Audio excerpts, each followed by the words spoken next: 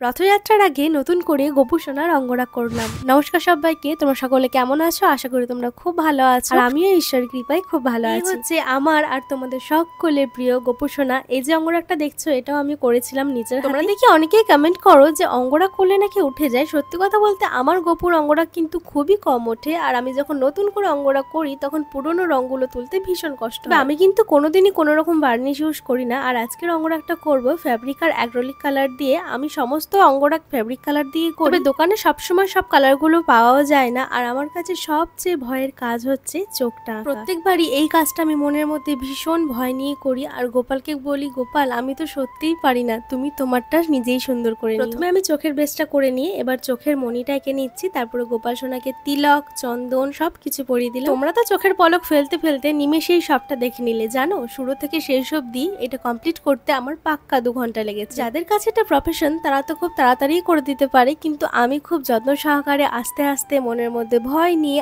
আবার মনের মধ্যে সাহস জুগিয়ে পুরো অঙ্গরাগটা করলাম। গতবার রাধাটা নীল রং দিয়ে লিখেছিলাম, আজকে লিখলাম সাদা দিয়ে। এই দেখো, এই হচ্ছে আমাদের গোপুর নতুন অঙ্গরাগ। কেমন লাগছে অবশ্যই কিন্তু কমেন্টে জানিও। গোপুকে সুন্দর লাগলে ভিডিওটা শেয়ার করে দিও। রাধে রাধে।